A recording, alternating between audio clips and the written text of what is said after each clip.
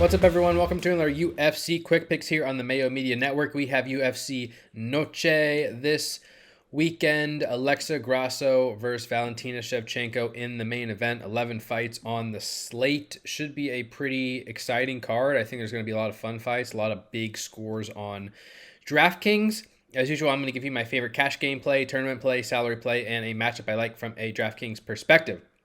Before I do, please subscribe to the channel, like the video, and why don't you comment below? Give me your favorite contrarian option. Let's go out on a limb this week.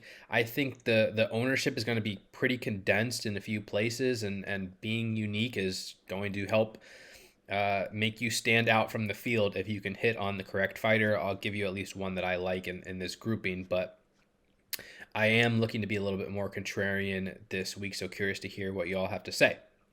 Without further ado, let's get into my cash gameplay of the week, which is going to be Valentina Shevchenko. All right, going with the main event favorite here, Valentina Shevchenko in cash games at 8.5K. She was something like minus 900 in her last fight against Alexa Grasso, which she lost by fourth round submission. Now minus 165, 8.5K. Much more... much easier to roster, I should say, this week. And also, unlike last card where Shevchenko was highly owned against Grasso. Grasso is cheap, pretty low owned. Ownership should be a lot more competitive this week, I would say. Both girls should be highly owned. I like Shevchenko, though. I mean, she scored 81 points in a fourth round loss. She landed 87 significant strikes, 4 takedowns, nearly 5.5 minutes of control. I do think striking could be competitive at times, but that's not the way Shevchenko typically scores DraftKings points anyway. She did land 4 takedowns against Alexa Grasso on 6 attempts. I think that path is clear for her once again. I do respect the submission grappling of Alexa Grasso, but Shevchenko is a much more physical fighter, a much better wrestler, and has a clear path to top control.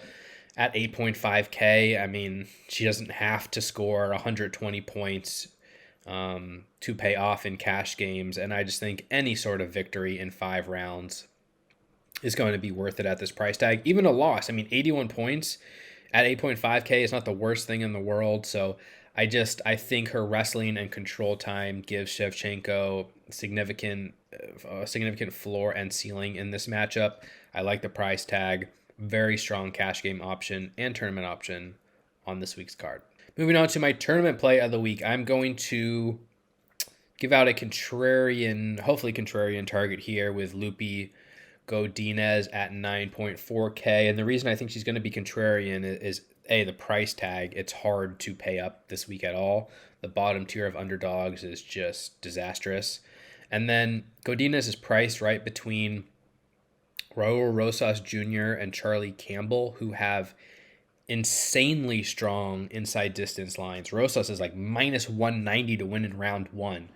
Hard for me to not imagine he's not gonna be popular this week. I think Rosas will carry a ton of ownership. Campbell minus 300 or so inside the distance. These fighters are going to soak up a lot of ownership. It's going to be hard to play them, and Godinez at 9.4K, and I just think she's going to get overlooked in what's a really good matchup for her against Elise Reed, who is a competent striker, but not a very competent grappler. Elise Reed's been taken down by all 6 of her UFC opponents. She's been finished on the mat by Sijara Eubanks and Sam Hughes and Loma Lookboonmee. That is not good. And Lupi Godinez averages nearly 3.5 takedowns landed per 15 minutes. She sometimes boxes when she should wrestle, so there's risk here, but she she landed 5 takedowns in a round 1 submission win against Silvana Gomez Juarez. She landed, 5 takedowns against Loma Lookboonmee. She landed 8 takedowns against Ariane Carnelossi. She can definitely wrestle, and if she wrestles here, she's going to smash Elise Reed. She's going to take her down. She's going to control her. And I just wouldn't be that surprised if it led to a submission. Godinez is not an elite submission grappler, but she's capable, and if she has that much ground control time, I think she could definitely pull it off. She's plus 145, plus 135 to win inside the distance, which is a really good number.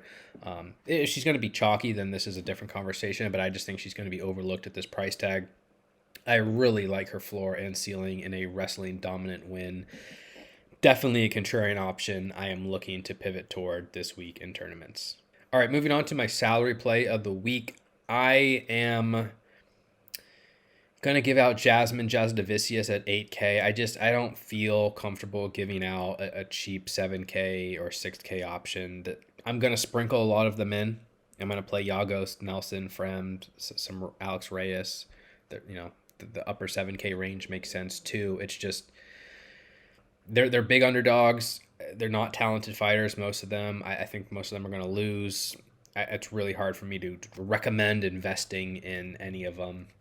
The mid range is kind of where I have more interest, and Jasudavicius at 8K has some appeal. I do think this fight should be lined competitively against Tracy Cortez as it is. Cortez is minus 118 to win. Jasudavicius plus 103. And I like the aggression in both sides. I like the grappling urgency in both sides. And both girls have shown a decent floor and ceiling, even in decision wins. Cortez has, scored 80, 87, 80, 103. That's not bad in 4 decisions. Jasudavicius has scored 85, 86, and 105 in 3 decisions. And I slightly lean toward Jasudavicius in this fight. I do like the $200 price discount. Neither girl's going to rate out well. Plus 475 inside the distance. But I like Jasudavicius' aggression. And when you combine aggression with capable grappling, you can put up big scores. And Cortez is probably the better wrestler here, but Cortez is kind of needs to take Jasudavicius down and lay on her, where Jasudavicius may not easily land takedowns, but if she gets on top, she could take the back. She could land a ton of ground and pound. She's very aggressive on the feet as well. A much bigger girl than Tracy Cortez, and I favor Jasudavicius striking a little bit. I think the optics are going to look better for her.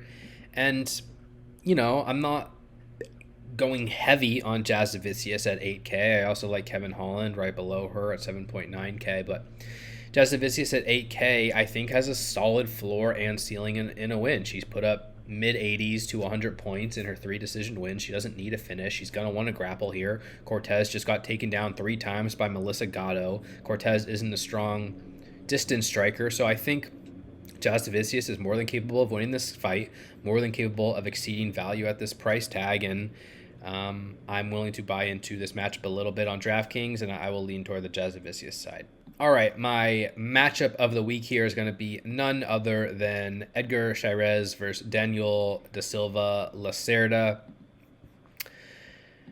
Chairez is minus 253, da Silva plus 210 on DraftKings. Chairez 8.7K, da Silva Lacerda 7.5K. I think we know the drill at this point on Lacerda's fights. He's fought in the UFC 4 times. He's lost 4 times. He's been finished in round 1 twice. He's been finished in round 2 twice. And he's not terrible. Like, he's somewhat talented. He has a ton of finishes on the regional scene. He can grapple a little bit. He's somewhat of a dangerous striker. He's very aggressive. He just has no cardio, and he's not durable. And if he doesn't get you out of there quickly, which he has failed to do against any of his 4 opponents, he's going to gas out and get finished. And so it's given this fight minus 550 inside the distance line. Very likely to end inside the distance. Chairez minus 170 inside the distance. Rates out extremely well at 8.7K. He may not win quickly, but unless da Silva wins in round 1, Chairez is very likely to have superior cardio and probably hurt and finish Lacerda in the middle rounds. And 8.7K, that's a pretty good price tag to pay. Significant upside. He'll be popular in tournaments, but I think you have to have Chairez there at 8.7K in some regard.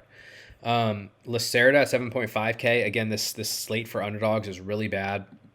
Lacerda's 0-4 in his UFC career, but he's plus 250 to win inside the distance here, fighting an opponent in Chairez who is not terrible, but is not phenomenal anywhere.